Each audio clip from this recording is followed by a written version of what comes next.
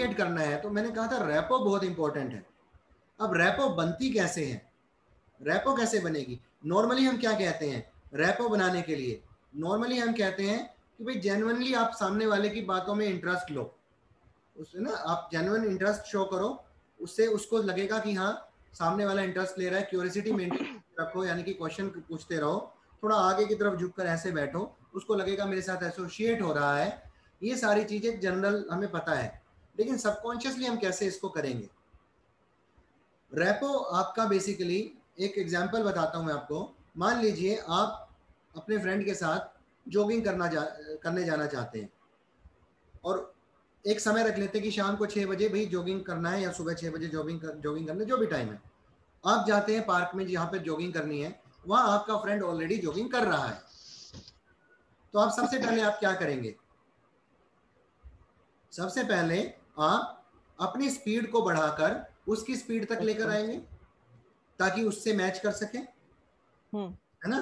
तो यहाँ आप उसकी स्पीड पर मैच करेंगे, यहाँ आप पेसिंग कर रहे हैं अपनी, आप उसकी स्पीड को मैच कर रहे हैं। थोड़ी देर तक आप उसकी स्पीड को मैच करते करते जा रहे हैं। अब मान लीजिए आपने अपनी स्पीड तेज कर दी, तो कई बार क्या होता है कि साथ वाला भी आप अपनी स्पीड तेज करके आपकी स्पीड को मैच कर लेता है। होता है ना, जब हम दो लोग चल भी रहे होते हैं रास्ते में, और एक की स्पीड ज्यादा हो जाती, मान लो आपकी स्पीड ज्यादा हो जाती है, पता लगा साथ वाला आपकी स्पीड पर मैच कर रहा है, कर रहा है ना? तो अब यहाँ पर ये आपने क्या किया, अब पहले पेसिंग कर रहे थे, अब लीडिंग की पोजीशन में आ गए। ठीक है?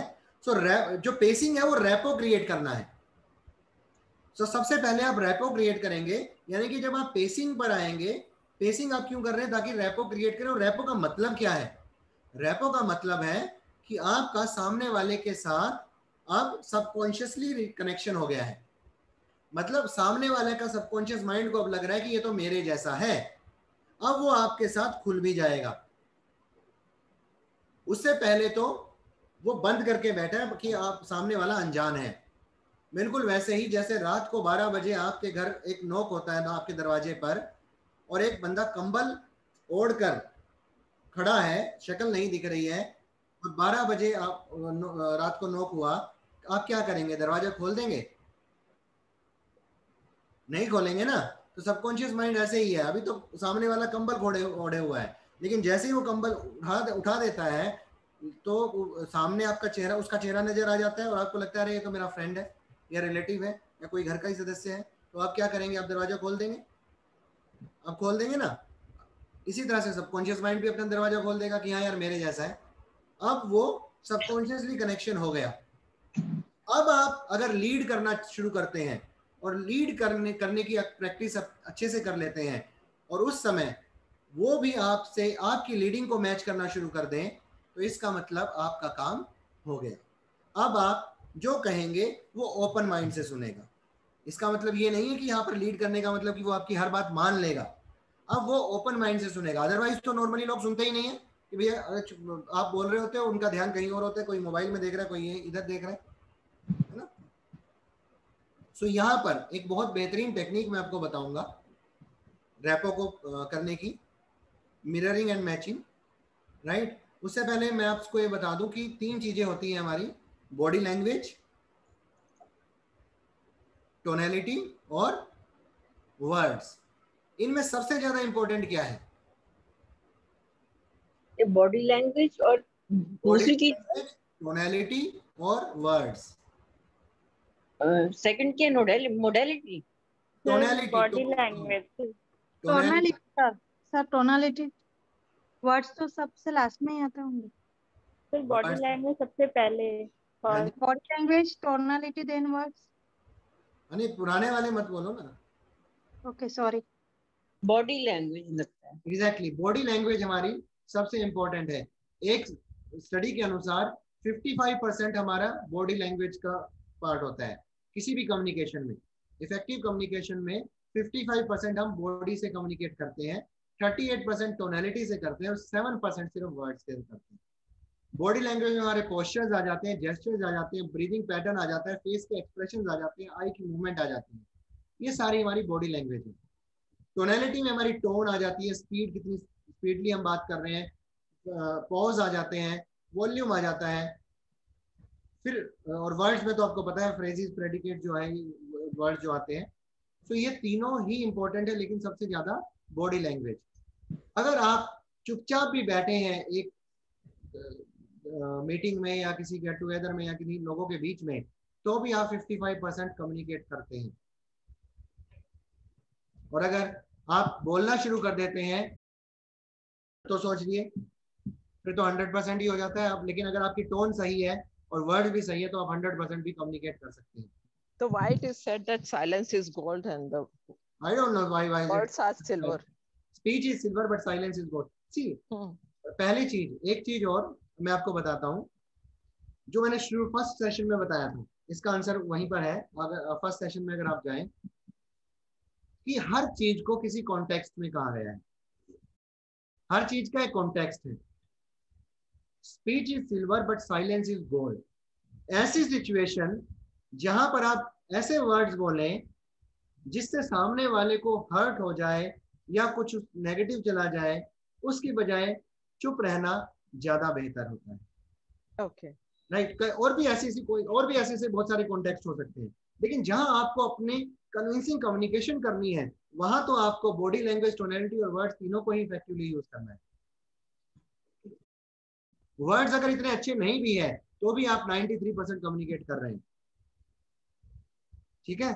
सो हर एक चीज का कॉन्टेक्स्ट है। हमने उसको एक बिलीव बना लिया, सच बना लिया कि हर चीज में यही अप्लाई करना है।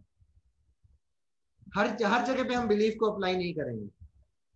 राइट। वो किसी जिस कॉन्टेक्स्ट में, उस कॉन्टेक्स्ट में बिल्कुल सही है। अब ऐसे तो कहा गया है सच बोलना चाहिए, झूठ बोलना पाप है। लेकिन गीता में कृष्ण जी ने कहा है कि ऐसा झूठ जो सामने वाले को कुछ हेल्प कर दे, राइट, वो झूठ भी धर्म है, या धर्म के लिए किया गया झूठ भी सही है। गीता में तो ये भी बोला है, अगर आप पढ़ेंगे तो बिल्कुल उसमें यही है बोला ना। तो किस कॉन्टेक्स्ट में है। अब आप कह दो कि भाई कृष्ण जी ने कहा झूठ बोल सकते हो, तो ये तो गलत बात हो गई ना। अब कॉन्टेक्स्ट क्या था, धर्म के मार्ग पर बोला गया झूठ भी आपका सही है, नीति युक्त है। ठीक है। तो इस तरह से आप हर चीज का कॉन्टेक्स्ट जानने की कोशिश करें।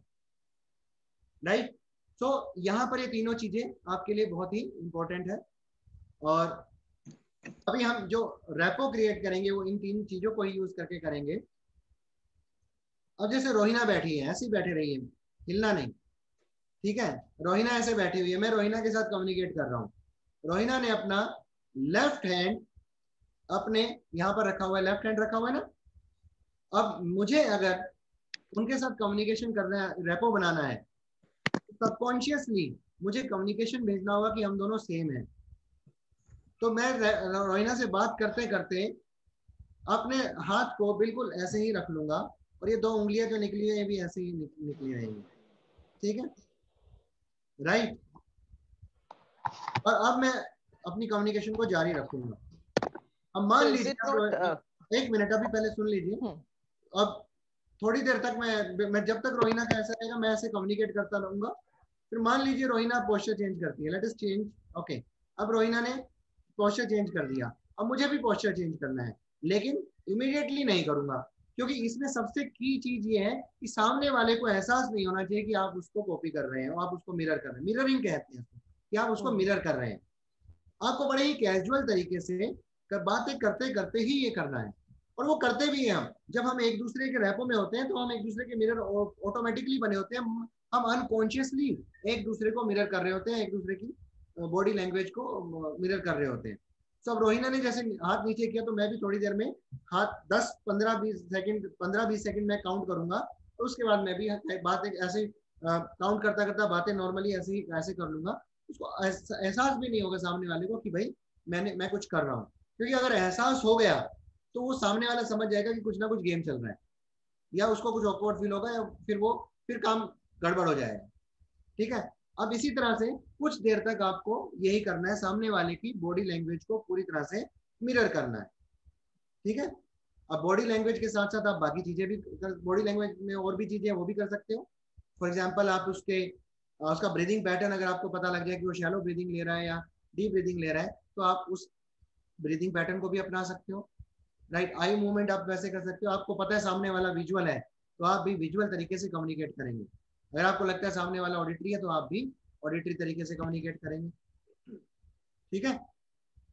इसी तरह से और उसमें बाकी चीजें भी आ जाएंगी कि टोनैलिटी भी आप वैसे ही यूज करेंगे। विजुअल है तो विजुअल की टोनैलिटी यूज करेंगे, ऑडिटरी है तो ऑडिटरी की, काइनेस्थेटिक है तो काइनेस्थेटिक की। वर्ड्स भी आप वही यूज करेंगे, विजुअल है तो विजुअल की, ऑडिटरी है तो ऑडिटरी की, काइनेस्थेटिक है तो काइनेस्थेटिक की। तो इस तरह से कुछ देर तक आप मिरर करते रहेंगे। अब आपका काम है टेस्ट करना कि भैया आपका काम हो गया कि नहीं हो गया। अब आपको सामने वाले की वेट नहीं करना है पोजीशन चेंज करने की। अब आप पोजीशन चेंज करेंगे। मान लीजिए अब मैं ऐसे बैठ जाता हूं कम्युनिकेट करता करता, और रोहिना भी अपना, मेरा लेफ्ट हैंड है, रोहिना भी अपना राइट हैंड ऐसे करके बैठ जाती है, तो इसका मतलब है कि अब मैं लीडिंग की पोजीशन में आ गया हूं। अब मैं लीडिंग की पोजीशन में आ गया हूं। इस समय अब आप जो कहेंगे वो चांसेस बहुत ज्यादा है कि वो काम हो जाए आपका। आपने देखा होगा बड़े बड़े लीडर्स होते हैं, बड़े बड़े जो कम्युनिकेटर्स होते हैं या मीटिंग्स जो लेते हैं, है ना, वो एकदम से चीजें शुरू नहीं करते हैं। पहले इधर उधर की बातें करते हैं, जनरल बातें करते हैं, पर्सनल बातें करते हैं। धीरे धीरे करने के बाद फिर वो अपनी एक्चुअल उस पर आते हैं, क्योंकि पहले वो रैपो बना रहे होते हैं। वो अनकॉन्शियसली उनको उनके अंदर है वो चीज कि भाई वो रैपो बना देते हैं। बहुत सारे लोग होते हैं जो 2 मिनट में रैपो क्रिएट कर लेते हैं सामने वाले के साथ, और फिर अपनी बात जो कहते हैं वो कन्विंसिंग बात हो जाती है, राइट। वो तो उनके पास गिफ्ट है, उनको आता है या उन्होंने सीख लिया, जैसे भी उनके सबकॉन्शियस ने सीख लिया। जिन्होंने नहीं सीखा वो एनएलपी से सीख लिया ऐसे, ठीक है। तो इस तरह से आप सामने वाले के साथ इफेक्टिव कम्युनिकेशन कर सकते हैं। आपको विजुअल के साथ विजुअल करना है, ऑडिटरी के साथ ऑडिटरी, काइनेस्थेटिक के साथ काइनेस्थेटिक। आप जानते हैं एनएलपी आपने सीख ली, तो अब आप जानते हैं कि सामने वाला कौन से मोड में आ रहा है।